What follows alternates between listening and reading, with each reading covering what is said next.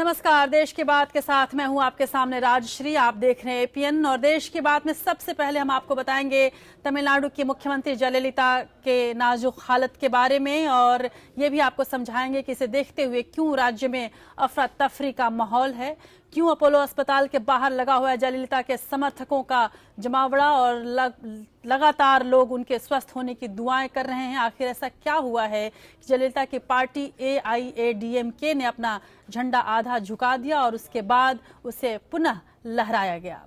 हम आपको ये भी बताएंगे कि कैसे नोटबंदी का फैसला मोदी सरकार के लिए गले की फांस बनता जा रहा है और आखिर किसके कहने पर लिया गया था इतना बड़ा फैसला और कौन है इसके लिए जिम्मेदार। ये सब कुछ आपके सामने हम रखेंगे और यदि मोदी सरकार की योजना असफल होती है तो इसकी जिम्मेदारी भी किस पर होगी, ये भी हम आपको बताएंगे। हम आपको ये भी बताएंगे कि यूपी में मुख्यमंत्री अखिलेश यादव ने गरीब लड़कियों की शादी के लिए क्या कुछ कदम उठाए हैं। क्या ये सामाजिक हित में उठाए गए कदम हैं या इससे राजनीतिक हित साधने की कोशिश की जा रही है, ये हम आपको समझाने की कोशिश करेंगे और आपको बताएंगे कि सुप्रीम कोर्ट का अगला प्रधान न्यायाधीश यानी कि देश का CGI जो अगला है वो कौन होगा, उनका क्या प्रोफाइल है, ये हम आपको बताएंगे। साथ ही आपके सामने रखेंगे अमेरिकी प्रेसिडेंट इलेक्ट डोनाल्ड ट्रंप ने चीन के खिलाफ कैसे खोला है मोर्चा, ये सब कुछ आपके सामने होगा और इसके अलावा भी बहुत कुछ, साथ ही खबरें और खबरों का विश्लेषण भी। तो चलिए शुरू करते हैं देश की बात के इस नए सफर को।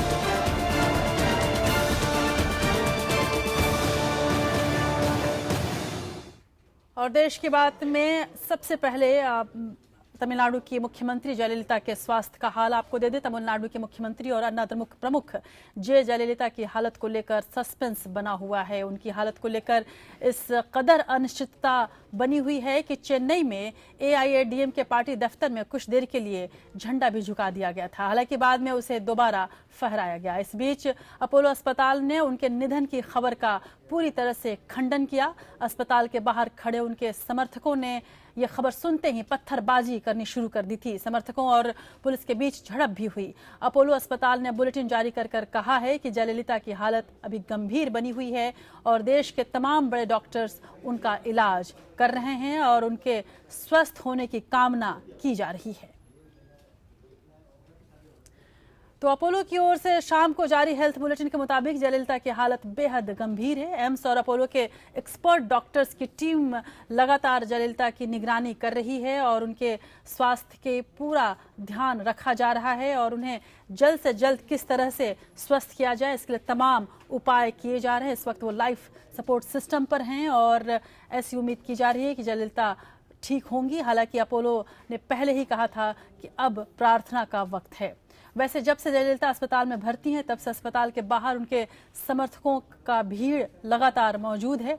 जयललिता के प्रशंसक उनकी सलामती की दुआ मांग रहे हैं और जयललिता ने दशकों तक तमिलनाडु के लोगों के दिलों पर राज किया है और यही कारण है कि लोग उनसे दिल से जुड़े हुए हैं और उनके तमाम नेता ये सभी उनका हालचाल लेने के लिए अस्पताल पहुंच चुके हैं, वहीं पर हैं। इस बीच वेंकैया नायडू भी अपोलो अस्पताल पहुंचे थे। लेकिन जयललिता और उनके समर्थकों के बीच का रिश्ता क्या है, जयललिता का मतलब क्या है, देखिए इस खास रिपोर्ट में।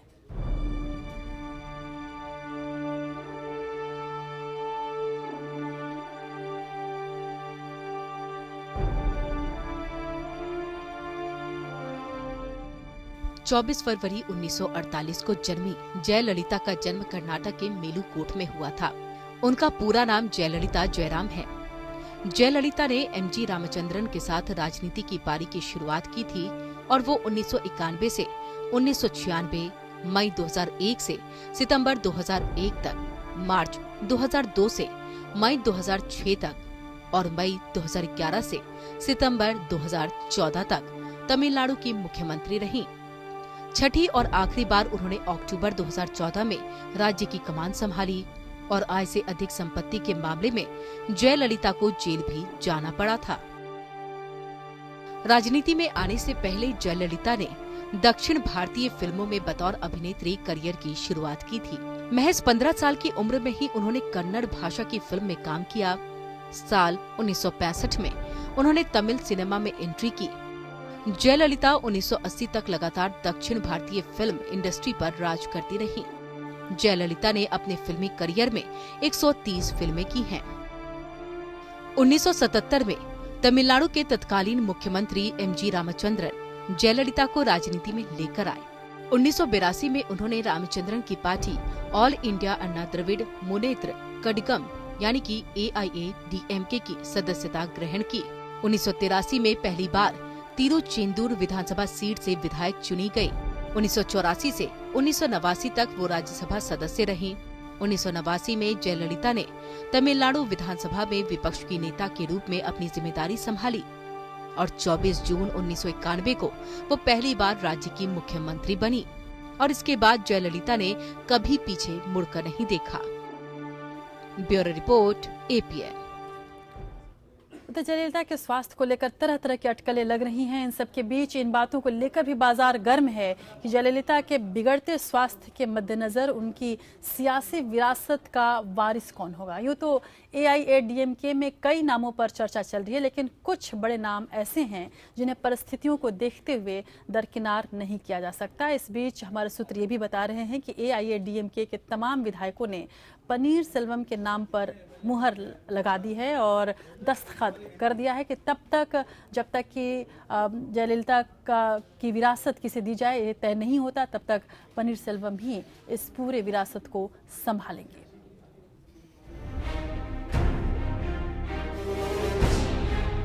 तमिलनाडु के मुख्यमंत्री और अन्ना द्रमुक प्रमुख जयललिता की हालत को देखते हुए सियासी गलियारे में सरगर्मी तेज हो गई है। चेन्नई से लेकर नई दिल्ली तक तमिलनाडु सरकार के भविष्य को लेकर चर्चा शुरू हो गई है। सबसे बड़ा सवाल ये है कि जयललिता के बाद उनका सियासी वारिस कौन होगा। इस लिस्ट में सबसे पहला नाम है ओ पन्नीर सेल्वम का। पनीर सेल्वम की पहचान जयललिता के सबसे करीबी के रूप में है। जयललिता की गैर मौजूदगी में पनीर सेल्वम ही कैबिनेट मीटिंग की अध्यक्षता कर रहे हैं। 65 साल के पनीर सेल्वम पहले भी 2 बार मुख्यमंत्री पद की जिम्मेदारी संभाल चुके हैं। 78 साल के रामचंद्रन ने 2013 में सक्रिय राजनीति से संन्यास ले लिया था। इन्हें जयललिता के कान के रूप में भी जाना जाता है। अपोलो अस्पताल में उन्हें सबसे ज्यादा देखा जा रहा है। लोकसभा के उपसभापति की योग्यता पर भी कोई सवाल नहीं उठा सकता। जयललिता की हर एक चुनावी रैली में उनकी मौजूदगी जरूर होती है। 69 साल के थम्बिदुरई को राजनीति का लंबा अनुभव है।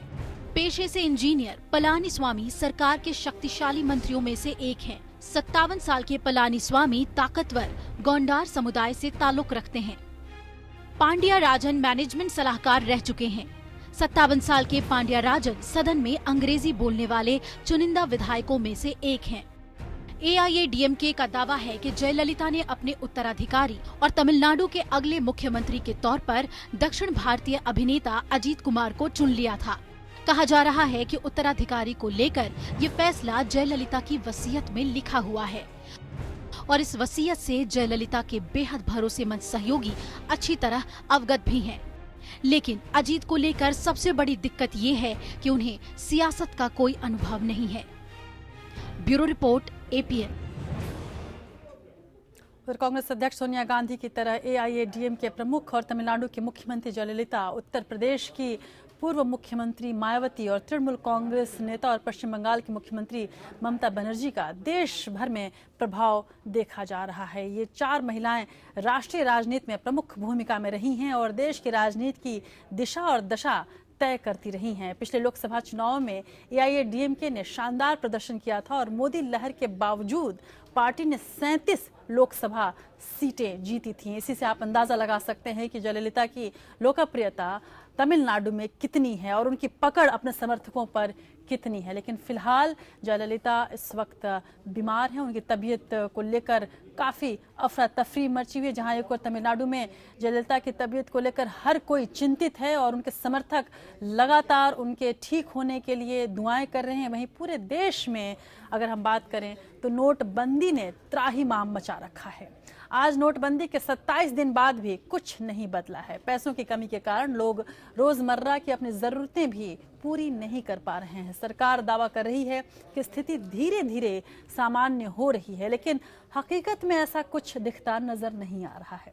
लोगों की भीड़ अब भी घंटों इंतजार करने पर मजबूर है। यहाँ तक कि लोग अभी तक अपना मासिक वेतन भी बैंक से निकाल नहीं पाए हैं।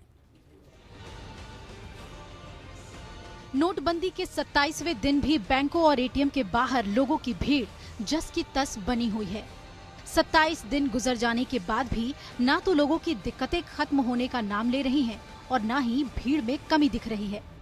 पैसों को लेकर मारामारी इतनी ज्यादा है कि अब एटीएम के बाद बैंकों ने भी जवाब देना शुरू कर दिया है।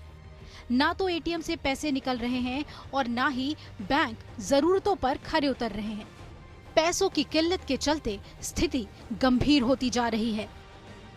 लंबी लंबी लाइन लगी रहती है, यहाँ पे लाइन में लगे रहते हैं, नंबर आता नहीं है। शाम पता लगता है कि बैलेंस नहीं है, पैसा नहीं है बैंक में, पैसा खत्म हो जाता है।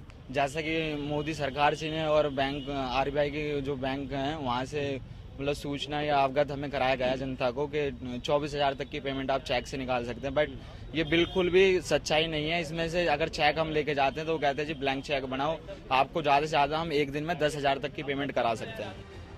देश में पैसों के लिए हाहाकार मचा है। लोग घंटों घंटों लाइनों में खड़े होकर अपनी बारी का इंतजार कर रहे हैं, लेकिन दिक्कत है कि खत्म होने का नाम ही नहीं ले रही। एटीएम में जाते हैं तो ये हालत है और बैंकों में जाते हैं तो वो ये वही वाली बात है भाई साहब वाली बात की ब्लैंक चेक लेके आओ। अब जरूरत हमें 20,000 की है, मिलेंगे 10,000 रुपए, तो हम उसका क्या करेंगे। तो सुबह से यहाँ पे खड़े रहती हूँ कंटिन्यू, मतलब 2-3 दिन से लगातार खड़े रहती हूँ। ऐसे लाइन पे लाइन खड़े रहती हूँ। इवन मेरे जॉब का भी नुकसान हो रहा है, मतलब अभी तक कैश नहीं मिला, कुछ भी मतलब कुछ भी नहीं हो रहा है। काला धन पर लगाम लगाने की सरकार की कोशिशों के बीच जहां बैंक कर्मी दिन रात एक कर लोगों की दिक्कतें दूर करने का प्रयास कर रहे हैं, तो वहीं काला धन सफेद करने के आरोप में प्रवर्तन निदेशालय की टीम ने मनी लॉन्ड्रिंग एक्ट के तहत एक्सिस बैंक के 2 मैनेजरों को गिरफ्तार किया है। इन दोनों पर करीब 40 करोड़ का काला धन सफेद कराने का आरोप है। बहुत जबरदस्त मेहनत इस काम में की है और जो भी इस तरह के एलिमेंट हैं किसी भी बैंक में हो, किसी एक बैंक को नाम लेना उचित नहीं है, किसी भी बैंक में हो उनके खिलाफ सख्त कार्रवाई की जाएगी और करनी चाहिए। नोटबंदी पर सड़क से लेकर संसद तक संग्राम मचा है। पैसों की कमी से देश त्राही त्राही कर रहा है। लोग तकलीफ सहकर भी सरकार का साथ दे रहे हैं, लेकिन सरकार के लगातार बदलते नियमों और फैसलों से भ्रम की स्थिति बनी हुई है। सरकार इस बात पर अपनी पीठ थपथपा रही है कि काला धन के खिलाफ उसने कड़ा कदम उठाया है, लेकिन इन सब के बीच जनता पिस रही है। Bureau report, APN. उधर जब 16 नवंबर 2016 को जब से संसद का शीतकालीन सत्र शुरू हुआ है, किसी भी सदन की कार्यवाही विपक्ष ने पूरे दिन चलने नहीं दी। नोटबंदी को लेकर विपक्ष बार बार हंगामा कर रहा है, जिसके कारण सदन की कार्यवाही नहीं चल पा रही है। विपक्ष की मांग है कि सरकार नोटबंदी पर चर्चा के बाद मत विभाजन कराए, जबकि सरकार बहस की बात कर रही है।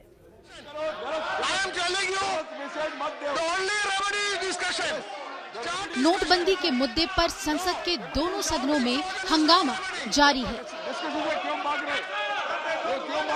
लोकसभा और राज्यसभा विपक्ष ने नोटबंदी के मुद्दे पर वोटिंग के प्रावधान के अंतर्गत बहस की मांग की है, जिसे सरकार ने खारिज कर दिया। सरकार नियम 193 के तहत बहस के लिए तैयार है, जिसमें बहस के बाद मतदान का प्रावधान नहीं है। हालांकि कई विपक्षी दल बगैर मतदान के लिए भी चर्चा को तैयार हैं। राज्यसभा में नेता विपक्ष गुलाम नबी आजाद ने कहा कि जब संसद परिसर में एटीएम में ही पैसा नहीं पहुंच रहा, तो कैसे मान लिया जाए कि दूर दराज के गांव तक पैसा पहुंचेगा। हमारे दरवाजे के बाहर एटीएम है, ये तो खराब ही रहते हैं। खराब इसलिए रखे गए हैं ताकि पैसा न देना पड़े। आपके लाइब्रेरी में वहां पैसा नहीं मिल रहा है, तो जब पार्लियामेंट के अंदर पैसा नहीं मिल रहा है, पार्लियामेंट के अंदर एटीएम नहीं चल रहा है, तो हम कैसे अपेक्षा करेंगे कि भारत के गांव और छोटे और बड़े कस्बों में पैसा मिल रहा है।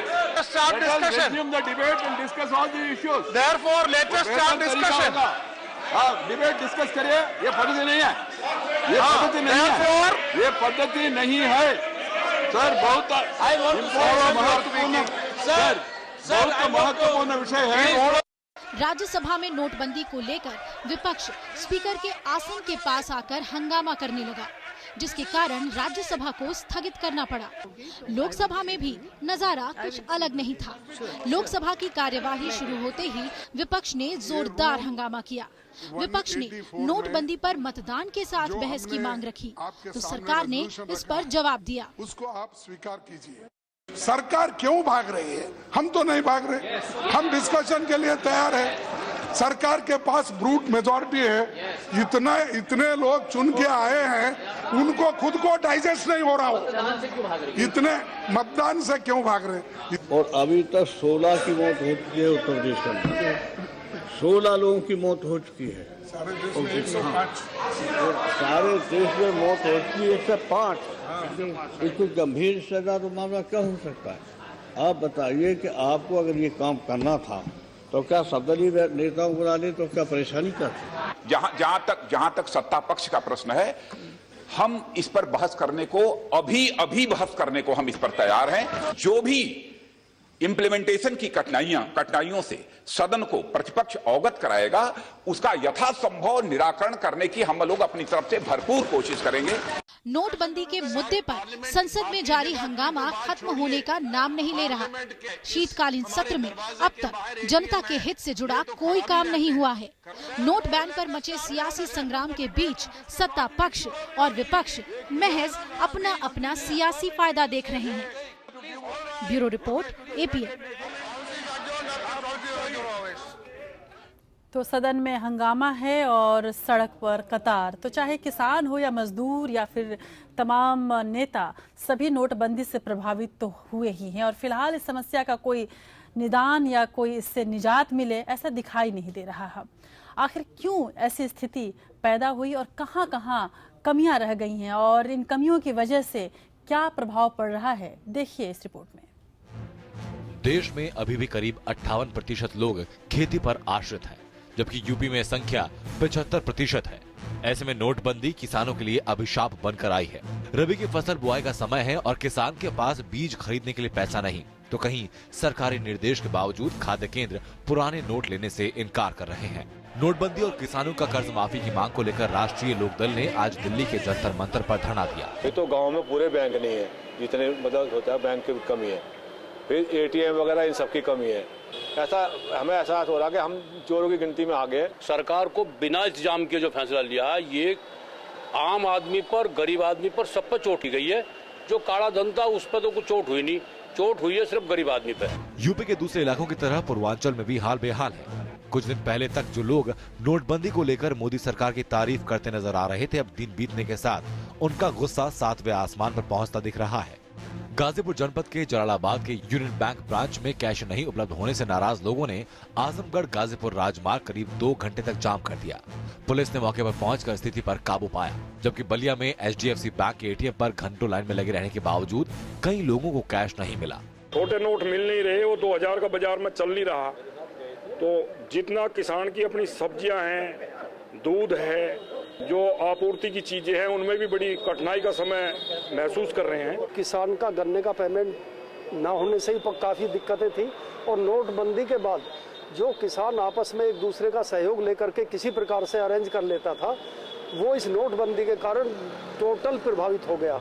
उत्तराखंड के हल्द्वानी में एक अजीबोगरीब वाकया सामने आया, जब नोटबंदी के चलते एक स्कूली छात्रा की जान बच गई। दरअसल हल्द्वानी के तमू वांडुगा इलाके में स्कूटी से स्कूल जा रहे एक छात्रा अनियंत्रित होकर नहर में जा गिरी और पानी के तेज बहाव के चलते तकरीबन 100 मीटर तक बह गई। किस्मत की बात थी कि नहर में किसी ने 500 और 1000 के बड़ी संख्या में नोट फेंक दिए थे और इन बहते नोटों को बटोरने के लिए कुछ लोगों ने नहर में छलांग लगा दी थी। उन्हीं में से एक युवक ने बहती छात्रा को पानी से बाहर निकाला और इस तरह एक जान भी बच गई। Bureau report, APN।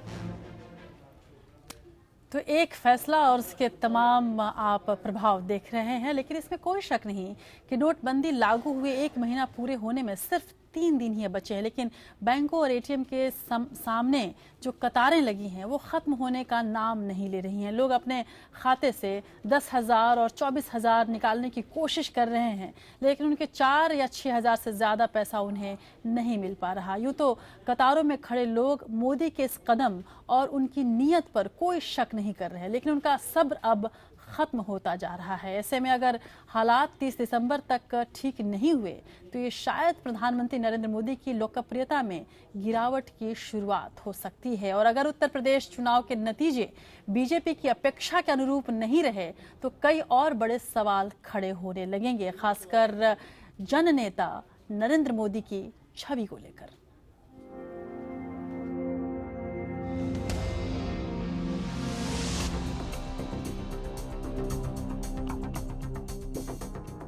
2001 में केशुभाई पटेल की सेहत बिगड़ने पर मुख्यमंत्री के तौर पर भेजे गए नरेंद्र मोदी के बारे में तब किसी ने नहीं सोचा था कि एक दिन ये शख्स देश का प्रधानमंत्री बनेगा। बीजेपी में उस वक्त मोदी की अनुभवहीनता को लेकर कई अगर मगर हो रहे थे। इसी ऊहापोह के बीच 3 अक्टूबर 2001 को वो गुजरात के मुख्यमंत्री बने। उन पर दिसंबर 2002 में होने वाले चुनाव की पूरी जिम्मेदारी भी थी। मुख्यमंत्री बनने के बाद मोदी ने राजकोट विधानसभा चुनाव जीता और लोगों से जुड़ा नेता बनने की राह पर चल पड़े। सत्ता संभालने के 5 महीने बाद मोदी की अग्नि परीक्षा हुई। गोधरा कांड के विरोध में पूरे गुजरात में दंगे भड़क उठे। करीब 2 महीने तक चले दंगों में 1180 लोग मारे गए। इनमें ज्यादातर मुसलमान थे। दंगों के लिए मोदी पर तमाम आरोप लगे, लेकिन कोई भी आरोप साबित न हो सका। दंगों के तुरंत बाद हुए चुनाव में उनके नेतृत्व में पार्टी राज्य की सत्ता में वापस आई और पार्टी में उनकी जगह और पुख्ता हो गई। 2007 में भी वो सत्ता में लौटे। ये वो दौर रहा जब नरेंद्र मोदी गुजरात के मुख्यमंत्री होते हुए भी तब के प्रधानमंत्री मनमोहन सिंह पर लगातार निशाना साधते रहे। 2013 में अन्ना आंदोलन के दौरान जब केंद्र की कांग्रेस सरकार के खिलाफ माहौल बनने लगा तो नरेंद्र मोदी के मनमोहन सिंह पर हमले तेज हो गए और देश में मोदी को अगले प्रधानमंत्री के तौर पर देखा जाने लगा। गोवा में भाजपा कार्य समिति द्वारा नरेंद्र मोदी को 2014 के लोकसभा चुनाव अभियान की कमान सौंपी गई। गुजरात मॉडल की बदौलत नरेंद्र मोदी जनता के दिलो दिमाग पर छाने में कामयाब रहे। 26 मई को मोदी ने प्रधानमंत्री पद की शपथ ली। नरेंद्र दामोदर दास मोदी ईश्वर की शपथ लेता हूं कि मैं विधि द्वारा स्थापित भारत के संविधान के प्रति सच्ची श्रद्धा और निष्ठा रखूंगा। नरेंद्र मोदी अब अपने राजनीतिक करियर के शिखर पर थे। प्रधानमंत्री के तौर पर संसद में अपने पहले भाषण में मोदी भावुक हो गए। भाइयों बहनों,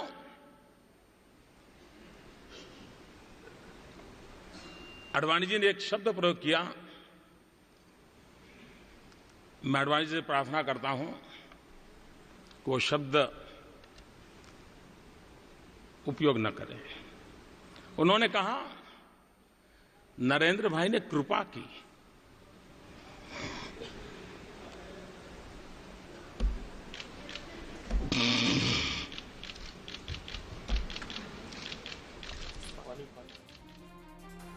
प्रधानमंत्री बनने के बाद मोदी ने देश को प्रगति की राह पर तेजी से दौड़ाने के लिए कई अनूठी योजनाओं की शुरुआत की। इनमें जनधन योजना, digital India, make in India, stand up India, सांसद आदर्श ग्राम योजना, अटल पेंशन योजना, मुद्रा बैंक, प्रधानमंत्री कौशल विकास योजना जैसी तमाम योजनाओं की शुरुआत की। इनके अलावा सामाजिक स्तर पर भी कई योजनाओं की शुरुआत हुई। ये सभी योजनाएं अभी अपनी रफ्तार पकड़ ही रही थी कि 8 नवंबर 2016 को प्रधानमंत्री ने धमाका कर दिया। 500 रुपए और 1000 रुपए के करेंसी नोट लीगल टेंडर नहीं रहेंगे, यानी ये मुद्राएं कानूनन अमान्य होगी। 500 और 1000 रुपये के पुरानी नोटों के जरिए लेन देन की व्यवस्था आज मध्यरात्रि से उपलब्ध नहीं होगी। 8 नवंबर को मोदी का ये ऐलान बम धमाके की तरह रहा। एक झटके में 500 और 1000 रुपए के 22 अरब नोट बाजार से बाहर हो गए। मोदी ने जनता से 50 दिन मांगे। भाइयों बहनों, 50 दिन मेरी मदद करें। देश 50 दिन मेरी मदद करे। जोर से तालियों के साथ मेरी इस बात को स्वीकार कीजिए। नोटबंदी को 1 महीना होने वाला है। लोगों को उम्मीद थी कि हफ्ते 10 दिन में हालात सामान्य हो जाएंगे, लेकिन अभी तक न तो बैंकों के सामने कतारें खत्म हुई है और न ही लोगों को अपनी मर्जी के मुताबिक बैंक से पैसा निकालने की छूट मिली है। 27 दिन में कम से कम 27 बार नोट बदलने और निकालने के नियम बदले गए। हालांकि कतारों में खड़े लोग काला धन खत्म करने के लिए मोदी की इस योजना के साथ खड़े दिख रहे हैं, लेकिन उनका सब्र कम होता भी दिख रहा है। एकाएक बाजार से पूंजी गायब होने से छोटे बड़े हर कारोबारियों पर असर पड़ा है। खबरों के मुताबिक बाजार से मांग कम हो रही है। मांग कम होने का असर उत्पादन पर पड़ेगा। ये दौर अगर लंबा चला तो अर्थव्यवस्था की रफ्तार धीमी होने की आशंका है। ऐसे में तमाम योजनाओं को पलीता लग सकता है। आशंका ये है कि अगर जनवरी के पहले हफ्ते तक हालात नहीं सुधरे तो एक अच्छी सोच मोदी के खिलाफ माहौल बना सकती है और ये फैसला कहीं गिरावट का दौर न शुरू कर दे। Bureau report, APN. इसमें कोई शक नहीं है कि प्रधानमंत्री नरेंद्र मोदी एक करिश्माई नेता हैं और करिश्माई वक्ता भी। और जब उन्होंने ये घोषणा की कि 500 और 1000 के नोट वो बंद कर रहे हैं और इसके पीछे उन्होंने कारण बताया कि काला धन इस देश से खत्म करना है और गरीबी मिटानी है, इसलिए वो ऐसा कर रहे हैं। पूरा देश उनके साथ था, जनता उनके साथ थी। आज भी जनता को अपने जन नेता की नीयत पर कोई शक नहीं, लेकिन व्यवस्था को देखकर जनता निराश है। दरअसल नोटबंदी के नियमों में अस्पष्टता को लेकर सरकार और उसकी एजेंसियां हमेशा सवालों के घेरे में हैं और चूंकि ये फैसला नरेंद्र मोदी का है तो सीधा सवाल जो है जनता का वो प्रधानमंत्री नरेंद्र मोदी से ही है। नोटबंदी के नियमों में रोजाना हो रहे बदलाव पर देश के नामी गिरामी अर्थविद और विपक्षी दल सवाल उठा रहे हैं। इस बीच प्रधानमंत्री को सलाह देने वालों की भी होड़ सी लग गई है और लोग तरह तरह के सुझाव भी दे रहे हैं जो लोगों के बीच स्थापित भ्रम को और बढ़ा रहा है और इससे मौका मिल रहा है विपक्ष को भी और साथ ही प्रधानमंत्री नरेंद्र मोदी की जो साख है उस पर भी कहीं न कहीं सवाल खड़े हो रहे हैं। क्या नोटबंदी का फैसला सरकार पर उल्टा पड़ रहा है? क्या नोटबंदी को लेकर पीएम मोदी को गलत सुझाव दिए जा रहे हैं? क्या नोटबंदी का फैसला मोदी सरकार के गले की फांस बनता जा रहा है? ये सवाल इसलिए उठ रहे हैं क्योंकि नोटबंदी से पड़ने वाले प्रभाव से निपटने की तैयारियों को लेकर सरकार के दावे एक एक कर धराशायी हो रहे हैं और लोगों की दिक्कतें कहीं से कम होती नहीं दिख रही है। इतना ही नहीं, खुद को मोदी के प्रशंसक कहने वाले नेता और दूसरे लोग भी अब सरकार को सलाह देने लगे हैं।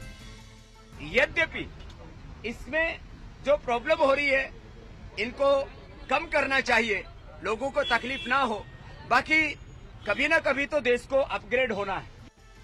बाबा रामदेव से भी 2 कदम आगे नजर आए केंद्रीय राज्य मंत्री और प्रधानमंत्री मोदी के बड़े प्रशंसक गिरिराज सिंह, जिन्होंने नोटबंदी के बाद नसबंदी शुरू करने की सलाह दे डाली। गिरिराज सिंह के मुताबिक विकास के लिए ऐसा करना जरूरी है। देखिए, आज प्रधानमंत्री ने नोटबंदी के कारण आज देश में काले धन पर एक नकेल कसा है।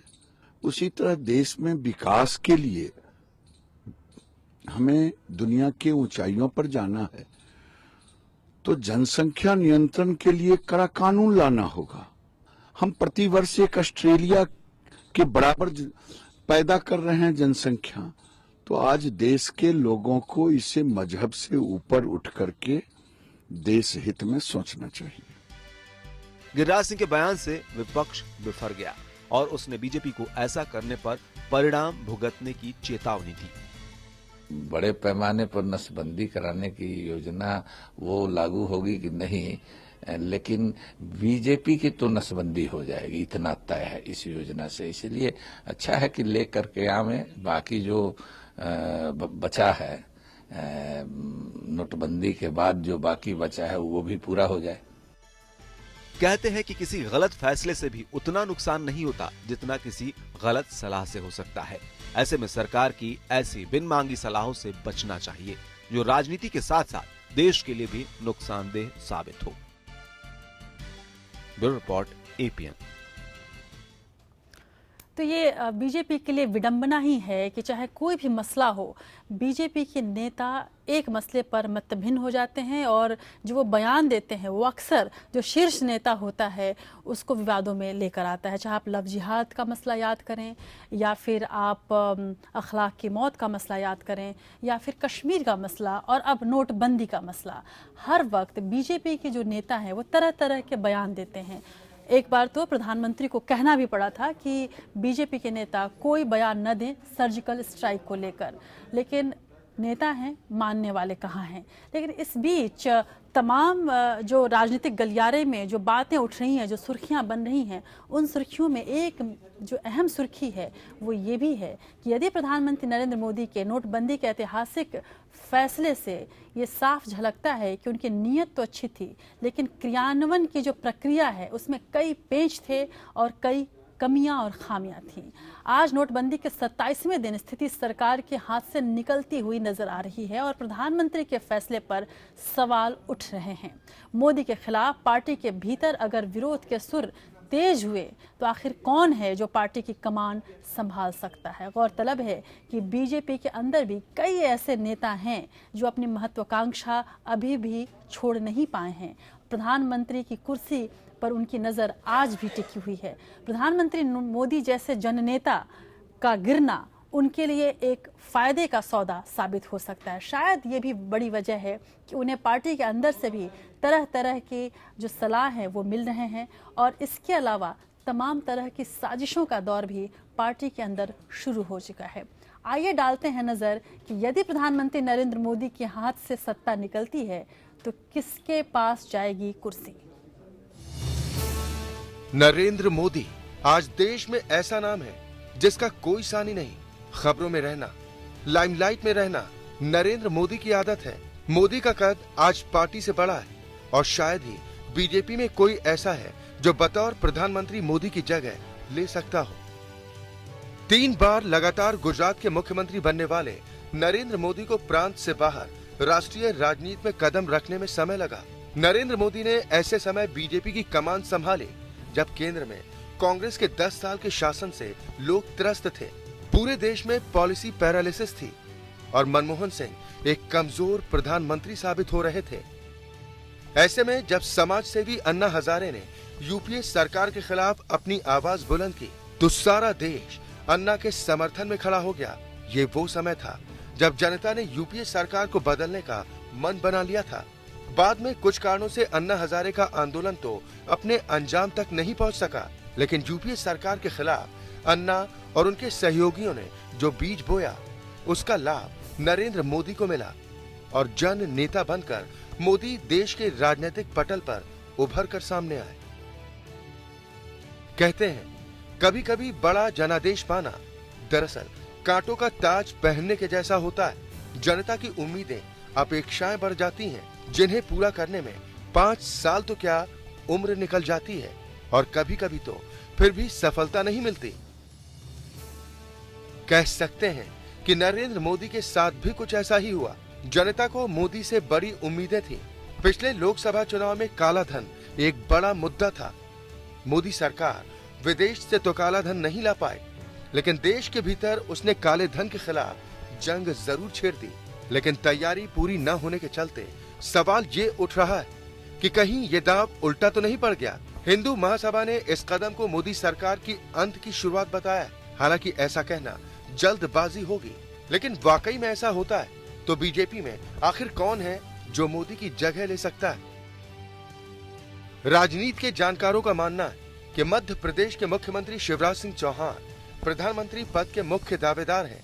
मोदी की तरह शिवराज भी अपने प्रदेश में 3 बार लगातार चुनाव जीत चुके हैं और बीजेपी और संघ में उनकी अच्छी पकड़ है। हालांकि व्यापम घोटाला और अपनी पत्नी के खिलाफ भ्रष्टाचार के आरोप के चलते साफ छवि वाले शिवराज के दामन में कुछ दाग जरूर लग गए। इसी तरह छत्तीसगढ़ के मुख्यमंत्री डॉक्टर रमन सिंह भी अपने प्रदेश में 3 बार लगातार सत्ता पर काबिज रहे, लेकिन अपने बेटे के खिलाफ भ्रष्टाचार के आरोपों के चलते उनकी दावेदारी कमजोर मानी जाती है। केंद्रीय मंत्रिमंडल की बात करें तो गृह मंत्री राजनाथ सिंह और विदेश मंत्री सुषमा स्वराज की दावेदारी भी मजबूत है। हालांकि सुषमा खराब स्वास्थ्य के चलते प्रधानमंत्री पद की रेस से बाहर दिखाई दे रही हैं। वैसे रक्षा मंत्री मनोहर पर्रिकर की छवि भी साफ सुथरी मानी जाती है और संघ से भी उनके करीबी रिश्ते हैं। वित्त मंत्री अरुण जेटली और उनके वित्त मंत्रालय के खिलाफ पार्टी में और जनता के बीच गुस्सा है। नोटबंदी के बाद की स्थिति सरकार के हाथ से बाहर नजर आ रही है, तो इसका ठीकरा अरुण जेटली पर फूट सकता है। साथ ही अरुण जेटली का कोई ठोस जनाधार भी नहीं है। मोदी लहर के बावजूद अरुण जेटली अमृतसर से लोकसभा का चुनाव हार गए थे। अगर मोदी कमजोर हुए तो विवादास्पद छवि के अमित शाह पर भी सवालिया निशान लग सकते हैं। माना जाता है कि बीजेपी के भीतर ही अमित शाह को लेकर विरोध के सुर हैं, इसलिए शाह की दावेदारी के भी चांस नहीं है। Bureau report, APN. और इन तमाम नामों के बीच कई नाम ऐसे भी हैं जो दबे छुपे अपने मन में महत्वाकांक्षा तो पाले हुए हैं प्रधानमंत्री पद पाने की, लेकिन उसके लिए कवायद करते हुए दिखना नहीं चाहते। लेकिन क्या दरअसल जिस तरह से जननेता प्रधानमंत्री नरेंद्र मोदी का कद नोटबंदी को लेकर विवादों में घिरा है, उससे वाकई प्रधानमंत्री नरेंद्र मोदी को नुकसान हुआ है? और इस नुकसान के पीछे वजह क्या है? नोटबंदी का फैसला जिस नियत के साथ प्रधानमंत्री नरेंद्र मोदी ने लिया, उसके असफल होने के पीछे सबसे बड़ी वजह क्या है? कौन जिम्मेदार है? काला धन, आतंकवाद और फर्जी नोटों के रोकथाम के लिए लाई गई नोटबंदी की योजना को लेकर जिस तरह से पूरा देश प्रधानमंत्री नरेंद्र मोदी के साथ खड़ा था, अब उसी को लेकर सवाल क्यों खड़े हो रहे हैं? नोटबंदी के ऐलान के 3-4 दिन बाद ही दरअसल बैंकों और एटीएम के सामने लंबी कतारों और नए नोटों को लेकर रोज रोज बदलते नियमों से भ्रम की स्थिति पैदा होती रही। सरकार और भारतीय रिजर्व बैंक लगातार कहते रहे कि नकदी की कोई समस्या नहीं, लेकिन बैंकों की भीड़ कुछ और ही कह रही थी। पहले काला धन, आतंकवाद पर जोर दिया गया, लेकिन अब देश में कैशलेस अर्थव्यवस्था को बढ़ावा दिए जाने की बात होने लगी। तो क्या सरकार को एहसास हो रहा है कि कहीं कुछ गड़बड़ी हुई है, कहीं कुछ योजना जो है वो अपने मकसद में कामयाबी पाने में पिछड़ सकती है? अगर ऐसा होता है तो इसके लिए जिम्मेदार कौन होगा? आरबीआई, आईबी या फिर बैंक्स या फिर खुद सरकार? देश की अर्थनीति सरकार तय करती है और मौद्रिक नीति का जिम्मा भारतीय रिजर्व बैंक के पास है। कितने नोट छापे जाने हैं, कब छपने हैं, कैसे वितरित किए जाने हैं, कितने नोट बाजार से वापस निकालने हैं, ये फैसले लेना रिजर्व बैंक का काम है। सरकार का काम नीतियां बनाना है, जिसके आधार पर रिजर्व बैंक अपने फैसले करता है। सरकार यानी वित्त मंत्रालय और रिजर्व बैंक मिलजुल कर काम करते हैं। नोटबंदी के ऐलान के बाद से लगातार सवाल उठाए जा रहे हैं। अब सवाल उठ रहे हैं कि आखिर गड़बड़ी कहां हुई। अगर रिजर्व बैंक के आंकड़ों पर नजर डालें तो 28 अक्टूबर 2016 को भारत में करीब 21 अरब नोट चलन में थे। मूल्य के आधार पर 31 मार्च 2016 को आई रिजर्व बैंक की रिपोर्ट के मुताबिक सर्कुलेशन में नोटों की कुल कीमत करीब 17 लाख करोड़ रुपए थी। जहां तक छपाई का सवाल है तो देश में मौजूद सभी प्रिंटिंग प्रेसों की कुल क्षमता 24 अरब नोट छापने की है। ऐसे में अगर 22 अरब नोट चलन से बाहर कर लिए जाएं, तो समझा जा सकता है कि मुश्किल बढ़ेगी, क्योंकि नोटों की छपाई उर्जित पटेल के रिजर्व बैंक के गवर्नर बनने के बाद सितंबर से ही शुरू हुई।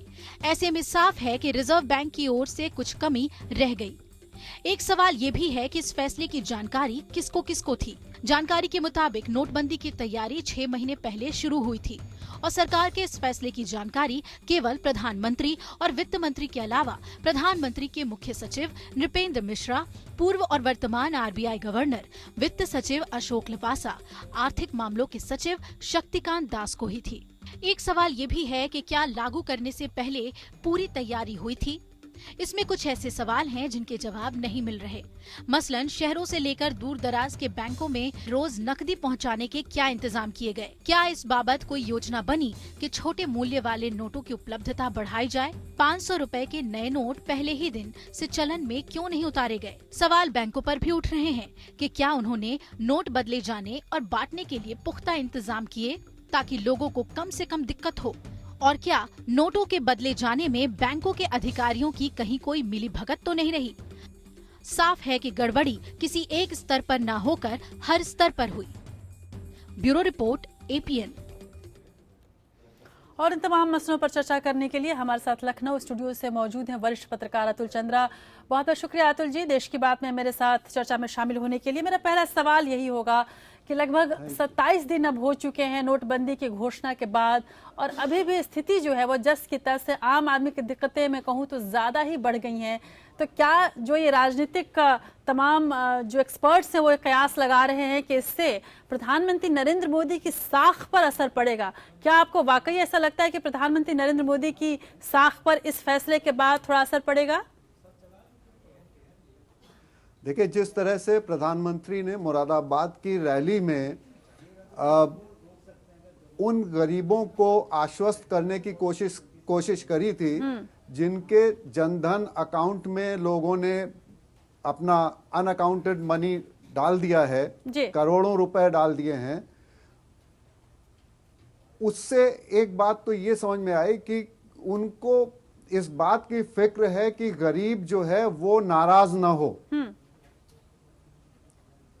और बाकी आप अगर देखें तो परेशानियां किसी भी तरह से कम नहीं हैं। अगर आप ये मान के चलें कि उत्तर प्रदेश में 70% किसान हैं, उसमें आप मान लीजिए कि 35% जो हैं वो गरीब किसान हैं, छोटे किसान हैं, जिनके पास न बैंक का खाता है, जनधन अकाउंट के बाद भी शायद बहुत सारे बच गए होंगे, न उनके पास ATM कार्ड है, न उनके गांव में बैंक है।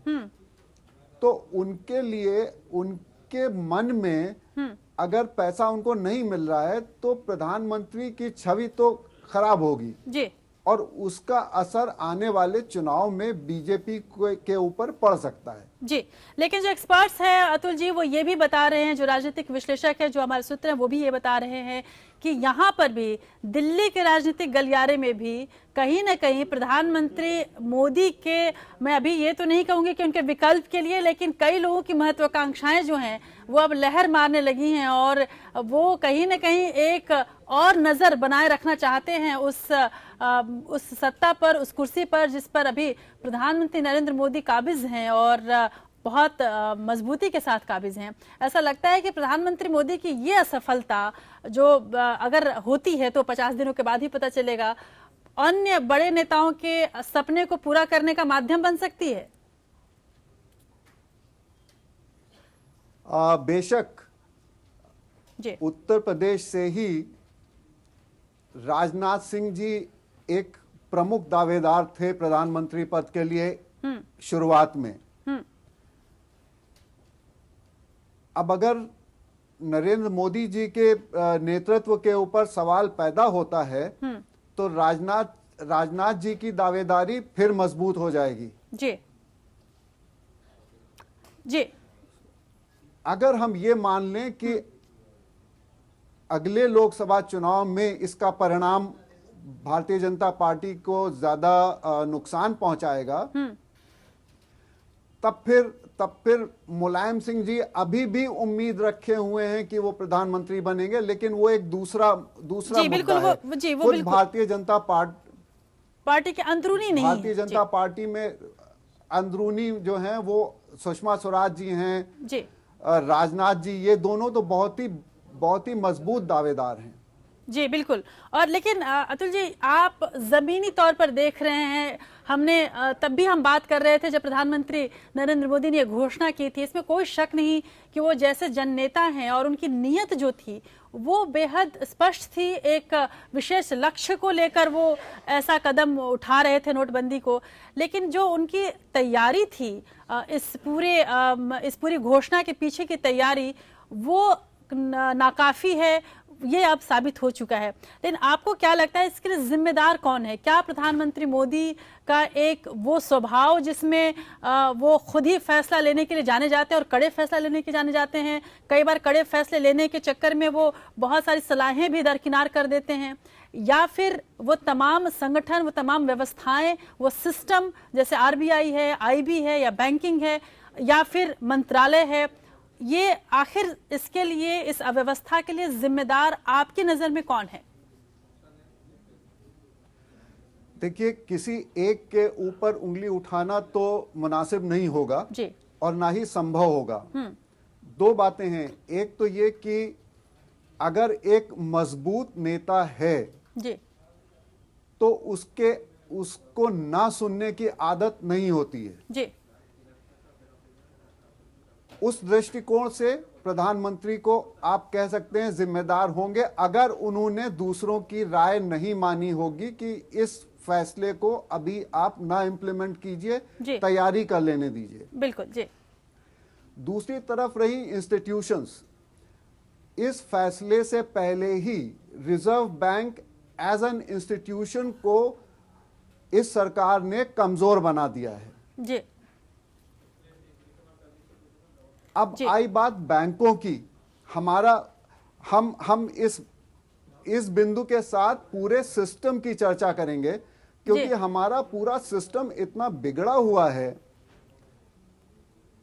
अब आपने दो बैंकों एक बैंक के दो वरिष्ठ अधिकारियों को अरेस्ट कर लिया क्योंकि उन्होंने गलत ढंग से पैसा दिया, उनके पास से 40 करोड़ रुपए मिले नई करेंसी में।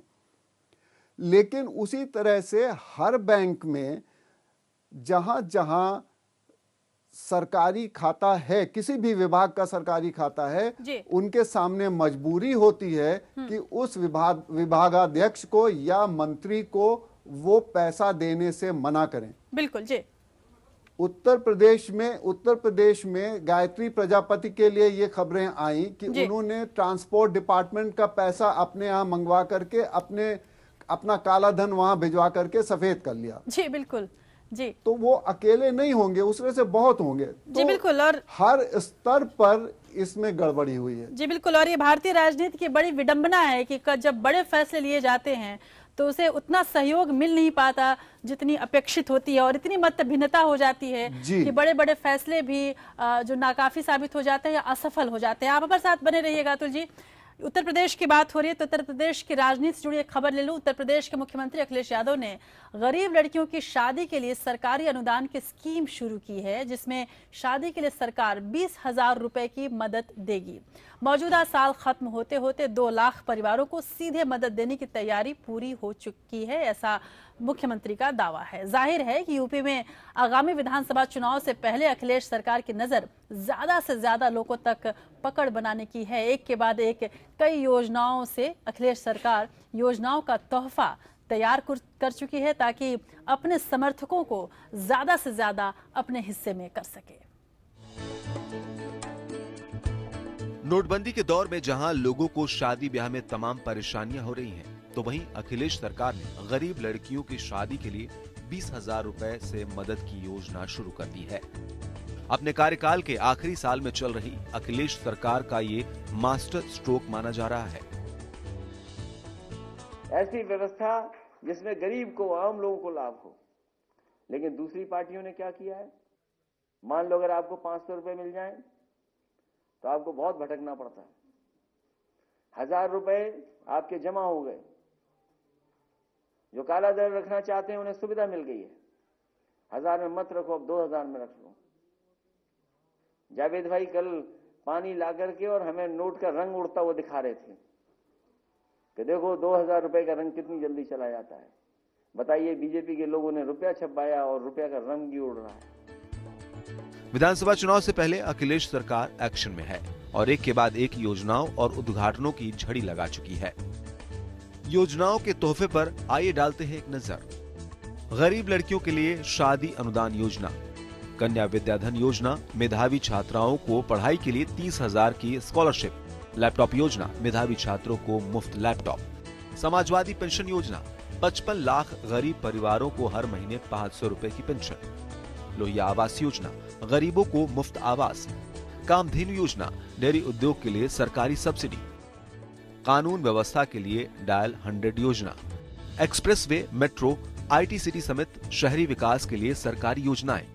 मतलब साफ है कि गरीब छात्रों, उद्योगों और इंफ्रास्ट्रक्चर समेत लगभग सभी सेक्टर के लिए अखिलेश सरकार लोगों को कुछ न कुछ सौगात दे रही है। हालांकि विपक्षी पार्टियों ने कहा है कि ये सब चुनावी बेला पर याद आ रहा है।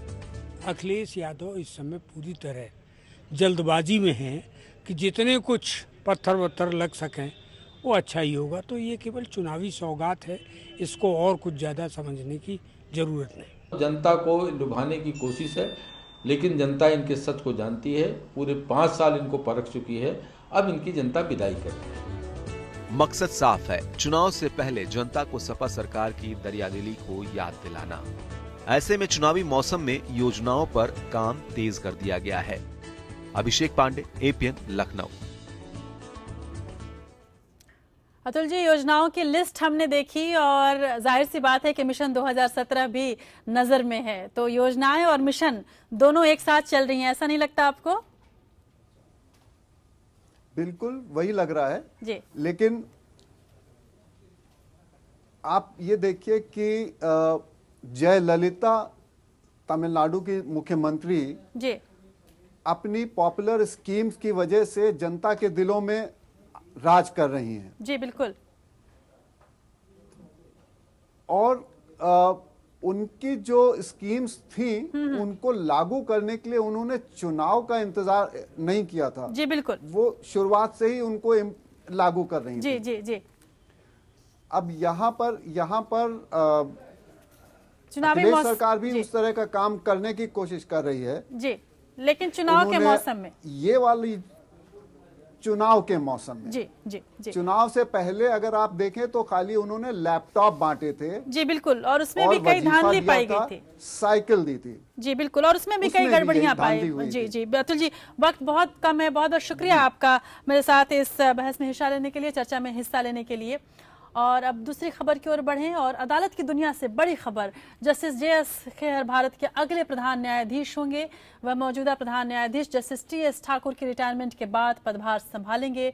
जस्टिस ठाकुर अगले साल 3 जनवरी को रिटायर हो रहे हैं। 1952 में जन्मे जस्टिस खेर ने पंजाब यूनिवर्सिटी से कानून की डिग्री हासिल की है। जस्टिस बनने से पहले उन्होंने पंजाब और Haryana high court, Himachal Pradesh high court और सुप्रीम कोर्ट में वकालत भी की थी। जस्टिस खेर कर्नाटक और उत्तराखंड हाई कोर्ट के मुख्य न्यायाधीश रह चुके हैं। वह 2011 में सुप्रीम कोर्ट जज बने थे। 2015 से जस्टिस खेर की अध्यक्षता वाली बेंच ने NJSC यानी जज नियुक्ति कानून को खारिज किया था। जस्टिस खेर ने समान काम के समान वेतन वाला फैसला भी दिया था। इसके अलावा 2G मामले में भी उन्होंने राष्ट्रपति की राय मांगने पर कहा था कि सरकार को इस मुगालते में नहीं रहना चाहिए कि प्राकृतिक संसाधनों की बोली लगाकर बेचना अनिवार्य नहीं है। उन्होंने कहा था कि प्राकृतिक संसाधनों को खैरात के तौर पर नहीं बांटा जा सकता है।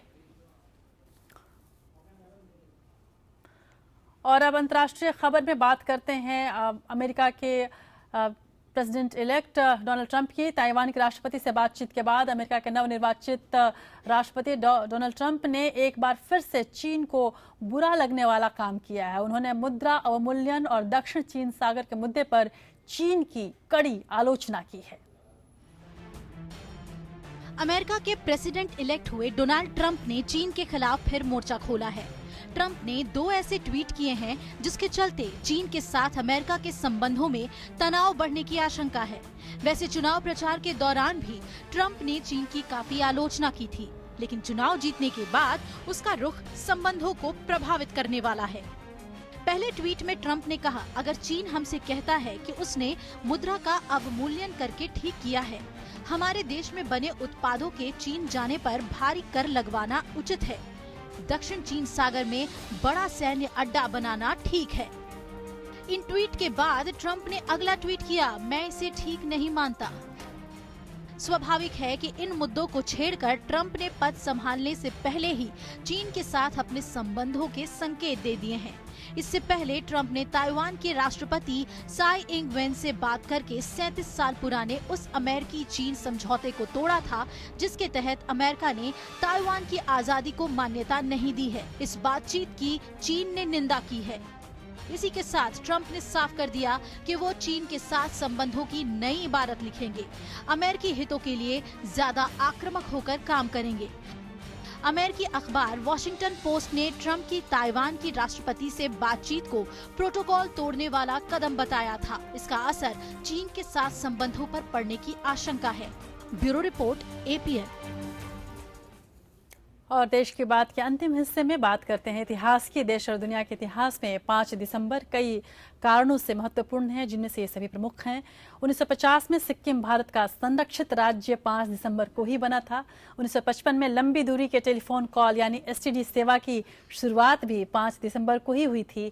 1971 में भारत ने बांग्लादेश को देश के रूप में मान्यता दी थी और 1999 में भारतीय सुंदरी युक्ता मुखी मिस वर्ल्ड चुनी गई थी। 2000 में अमेरिकी सुप्रीम कोर्ट ने राष्ट्रपति चुनाव में जॉर्ज बुश के पक्ष में फैसला दिया था और डेमोक्रेट उम्मीदवार अल गोर को जनता के अधिक वोट हासिल करने के बावजूद जॉर्ज बुश के हाथों हार झेलनी पड़ी थी।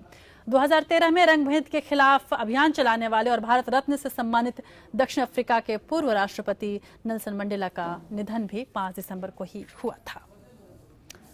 और देश की बात में आखिर में बात उस अदाकारा की जिसे हिंदी फिल्मों में नायिका से ज्यादा अच्छा खलनायिका बनना लगता था। हम बात कर रहे हैं हिंदी फिल्मों की मशहूर अदाकारा नादिरा की, जिनकी आज जन्मतिथि है। अपनी अलग अलग भूमिकाओं से नादिरा हिंदी फिल्मों की अमर अभिनेत्री बन गई। नादिरा के करियर की शुरुआत महबूब खान की फिल्म आन से हुई, जिसमें हीरो थे दिलीप कुमार। नादिरा को उस वक्त की हिट तिकड़ी दिलीप कुमार, राज कपूर और देवानंद तीनों के साथ काम करने का मौका मिला और नादिरा पर फिल्माए गए फिल्म श्री 420 के मुड़मुड़ करना देख गाने ने तो हिट होने का रिकॉर्ड ही बना डाला। इसके बाद नादिरा ने कभी पीछे मुड़कर नहीं देखा। तो चलिए देश की बात में एक नजर नादिरा पर फिल्माए गए मशहूर गीतों पर। मुझे दीजिए इजाजत, नमस्कार।